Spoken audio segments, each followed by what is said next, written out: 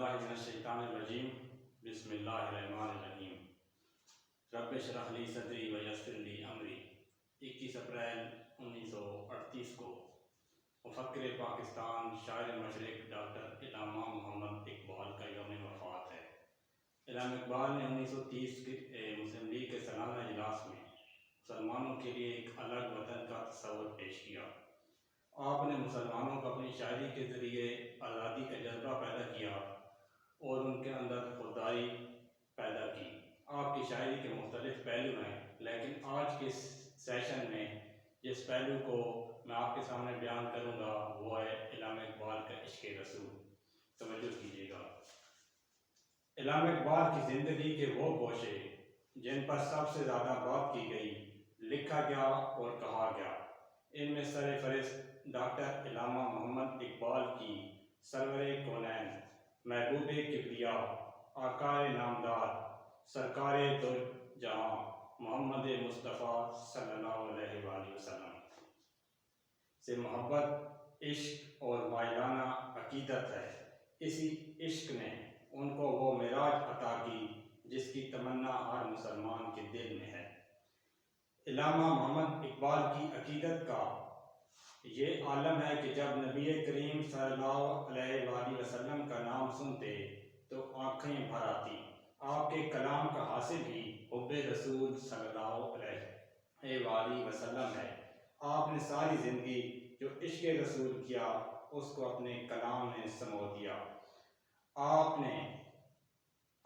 علامہ اقبال کا کلام پڑھیں تو ہر لفظ عشق رسول میں ڈوبا ہوا نظر آتا ہے۔ علامہ اقبال ایک جگہ فرماتے ہیں، یہ مصطفیٰ برساں خویش لا دین ہماؤز اگر بر نو سیدی تمام بولاویز، یعنی خود کو محمد مصطفیٰ کی بارگاہ سے جوڑ لو کہ دین کی احساس یہی ہے، اگر تم وہاں تک نہیں پہنچ سکتے تو پھر تمہارا عمل بولاوی یعنی کفر ہے۔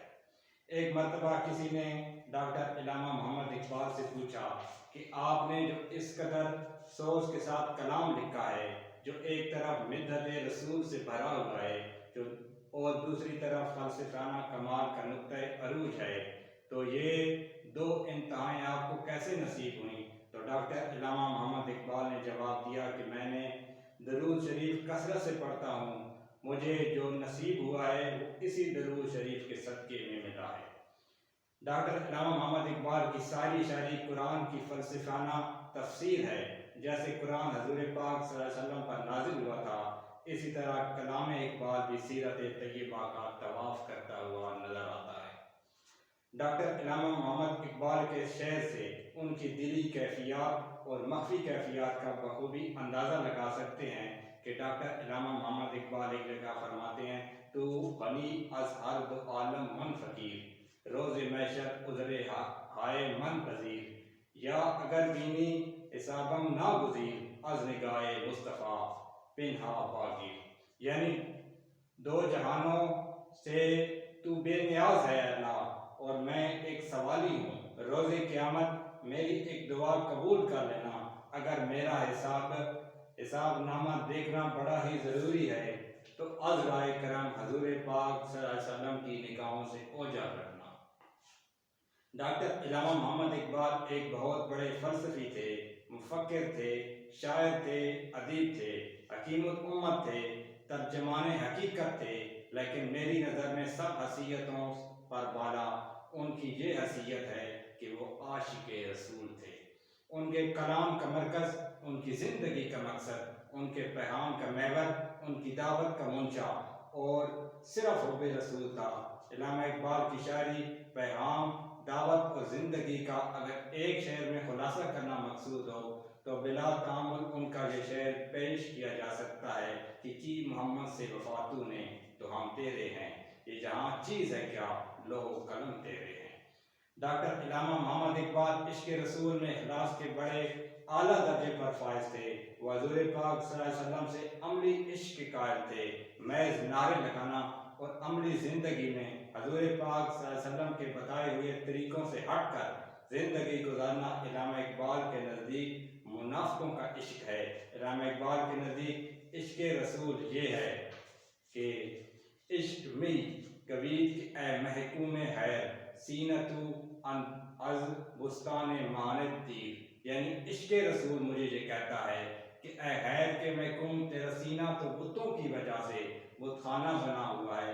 نہ صرف ڈاکٹر علامہ محمد اقبال نے امت محمدی کو ذات محمد سے وائرانہ عشق کا پیغام دیا، بلکہ اس عشق رسالت اور عشق محمدی کو عملی زندگی میں لانے کے لیے اپنے وجدان کو یوں بیان کیا کہ ہر باشعور اور فہم و فراست رکھنے والا عاشق رسول اس شعر کی تائید کرتے ہوئے بخوبی سمجھتا ہے کہ بقول اقبال تانداری از محمد رنگبو از درود خود میلا نام کو، یعنی جب تک تو حضرت محمد صلی اللہ علیہ وآلہ وسلم کے رنگ و بو اختیار نہیں کرتا، اس وقت تک تو اپنے درود سے حضور پاک صلی اللہ علیہ وسلم کے نام اقدس کو آلودہ نہ کر۔ پھر علامہ اقبال ساتھ ہی اپنی کیفیت کو بھی پیش کرتے ہیں۔ وہ اقبال جو عشق رسول میں اخلاص اور عاجزی کا منہ بولتا ثبوت ہے، اس کی دلی مخفی کیفیت میں آقا دو جہاں رحمت دو عالم صلی اللہ علیہ وآلہ وسلم کے لیے عزت و احترام اور اساسیت کو ظاہر کرتا ہے۔ اقبال فرماتے ہیں کہ چوں بنام مصطفیٰ خونم درود از غزالت اب امین گرد وجود، یعنی جب میں حضور پاک صلی اللہ علیہ وسلم کی ذات اقدس پہ درود بھیجتا ہوں تو میرا وجود شرم سے پانی پانی ہو جاتا ہے۔ ڈاکٹر علامہ محمد اقبال بانگ درا میں فرماتے ہیں کہ نمایاں ہو کے دکھلا دے کبھی ان کو جمال اپنا، بہت مدت سے چرچے ہیں تیرے باریک بینوں میں۔ علامہ محمد اقبال کے نزدیک قوم کی عظمت رفتہ کی بحالی قرآن اور حامل قرآن یعنی حضرت محمد مصطفیٰ صلی اللہ علیہ وآلہ وسلم کی طرف رجوع کرنے سے ممکن ہے۔ عشق رسول اقبال کی سوچ کا محور ہے۔ ان کے نزدیک یہی وہ جذبہ ہے اور وہ ذریعہ ہے جو خدا تک رسائی کا وسیلہ بنتا ہے۔ اسی جذبے کے بغیر ایمان کی دولت تو کیا شعور زندگی بھی حاصل نہیں ہو سکتا۔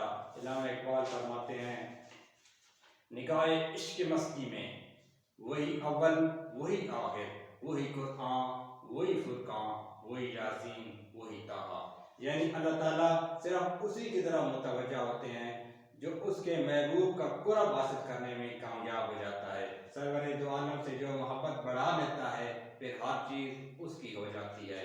ڈاکٹر علامہ محمد اقبال اطاعت رسول کوئی حقیقی عشق تصور کرتے ہیں اور ان کے خیال میں جس عشق میں اطاعت نہ ہو وہ عشق نامکمل ہے۔ اقبال نے اپنی شاعری میں رسول پاک صلی اللہ علیہ وسلم کی عملی زندگی کی خصوصیات رحم دلی، برداشت، انسانیت، مساوات اور اخوت کو اجاگر کیا ہے۔ ڈاکٹر علامہ محمد اقبال کی زندگی اور ان کی شاعری محبت رسول کے جذبے سے سرشار ہے۔ ذات محمدی تک رسائی کو وہ سراپے دین قرار دیتے ہیں۔ اس کے علاوہ سب کچھ ان کی نظروں میں بہولابی یعنی بے دینی ہے۔ اقبال کے نزدیک عشق رسول اور اطاعت رسول لازم و ملزوم ہے کہ دنیا میں زندگی ایسے بسر کر جیسے رسول پاک صلی اللہ علیہ وسلم کا اسوہ حسنہ تمہیں تلقین کرتا ہے۔ مسلمانوں میں موجود عشق محمد وہ جذبہ ہے جو ان کی وائرانہ عقیدت اور مر مٹنے کی دعوے کی بدولت انہیں دوسرے اقوام سے ممتاز کرتا ہے۔ یہ سرشاری محض گفتار کی حد تک نہیں بلکہ عمل سے بارہا سپردگی کی اس منزل کو پا جاتی ہے یا اپنی ہستی ہی معلوم ہوتی ہے، جس کی عملی تصویر علامہ اقبال یوں بیان کرتے ہیں کہ حیران نہ کر سکا مجھے جلوہ فارن، حیران نہ کر سکا مجھے جلوہ فارن، سرما ہے میری آنکھ کا مدینہ و نجف۔ علامہ اقبال نے گہرے شعور کے ساتھ قرآن کریم اور سیرت سرور دو عالم صلی اللہ علیہ وسلم کا مطالعہ کیا اور اس میں ڈوب کر اس یقین کو حاصل کیا کہ محمد عربی صلی اللہ علیہ وسلم کی زندگی جامعہ ہے اور تمام کمالات ظاہر و باطن کا سرچشمہ ہے، تمام مظاہر حقیقت و مجاز کا۔ اور جب محمد رسول صلی اللہ علیہ وسلم کی اس منزل کو آپ پا جائیں گے تو ان کا کلام پیغام مصطفیٰ سے مزین ایک معطر گلدستے کی مانند بن جائے گا۔ تو ڈاکٹر علامہ محمد اقبال کے اس عشق رسول کی شاعری کے اس پہلو سے یہ بات واضح ہو جاتی ہے کہ علامہ اقبال اسلامی معاشرے میں اسلامی ثقافت کو رائج کرنے کے قائل تھے۔ وہ ثقافت کیا ہے؟ وہ حضور پاک صلی اللہ علیہ وسلم کے اقوال، ان کے طریقہ کار ہیں۔ جو بھی ثقافت، چاہے اس کو پنجابی ثقافت کا نام دیا جائے، سندھی ثقافت کا یا بلوچی ثقافت کا نام دیا جائے، جو بھی حضور پاک صلی اللہ علیہ وسلم کے طریقوں سے ہٹ کر ہوگی وہ اسلامی ثقافت نہیں ہے۔ اس کو مغربی ثقافت یا غیر اسلامی ثقافت کا نام تو دیا جا سکتا ہے، لیکن اسلامی ثقافت کا نام نہیں دیا جا سکتا۔ دعا ہے کہ اللہ تعالیٰ ہمیں حضور پاک صلی اللہ علیہ وسلم سے سچی محبت اور عقیدت نصیب فرمائے۔ اللہ حافظ۔